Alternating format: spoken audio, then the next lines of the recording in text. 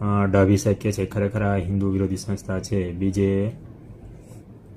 સહી પકડે હે ડાભી સાહેબ, સહી પકડે હે. સાચી વાત છે. આ લોકોના વિરોધ કરવાથી કે આવા તો કેટલાય વાવાઝોડા આવીને જતા રહ્યા, કેટલાય બહારથી કહેવાય ને કે વિધર્મીઓ આપણી ભારતની સંસ્કૃતિનો નાશ કરવા માટે કહેવાય ને કે કેટલી વખત 17 વખત તો આપણા સૌરાષ્ટ્રની અંદર સોમનાથ મંદિર ઉપર એટેક કરેલો છે, છતાંય આપણો સનાતન ધર્મ ઊભો છે અડીખમ. એટલે ભરતભાઈ સાચી વાત કહે છે. આપણા ધર્મને એમ કાંઈ ઊણી આંચ આવે એવી કોઈ જગ્યાએ શંકા જો મનમાં હોય ને તો કાઢી નાખજો.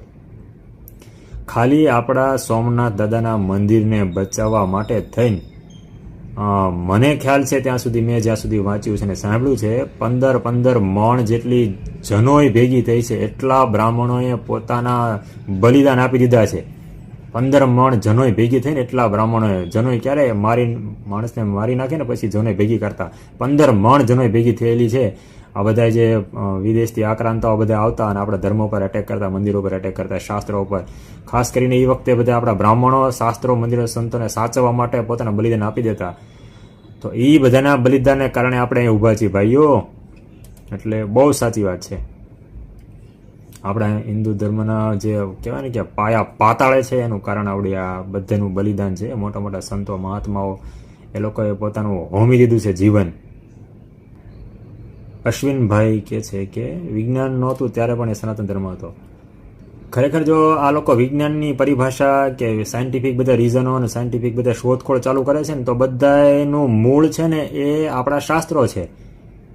આ ગેલેલિયોથી લઈને જે કંઈ મોટા મોટા બધા ગુરુત્વાકર્ષણના નિયમ જેને શોધ્યા એ વૈજ્ઞાનિકો છે, જેટલા સાયન્સના ઓલા છે, એ બધાનું મૂળ જ્યારે છેલ્લે નીકળે છે ને તો એ લોકો પોતાની વેબસાઇટમાં પણ ચડાવતા ગયા છે. આજના સાયન્ટિસ્ટો બધા પોતાની વેબસાઇટ પર ચડાવતા હોય કે આના સંશોધનની પાછળ અમે આ ભારતના આવડા શાસ્ત્રનો ઉપયોગ કરેલો છે, એવા હવે લોકો ધીમે ધીમે બહાર પાડવા માંડ્યા છે.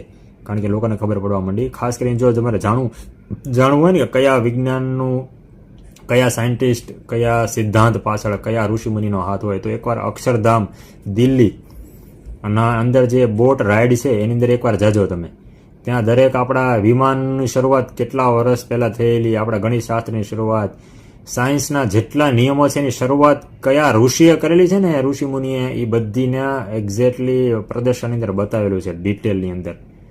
એટલે બહુ સાચી વાત છે. જ્યારે વિજ્ઞાન નહોતું ત્યારે પણ ધર્મ, સનાતન ધર્મ હતો અને એની શરૂઆત જ આપણા ઋષિમુનિએ કરેલી. ત્યારે આ બધા પશ્ચિમના દેશોના કપડાં પહેરવાની ખબર નહોતી, એક પાંદડું આગળ એક પાંદડું પાછળ પહેરતા હતા ભાઈ.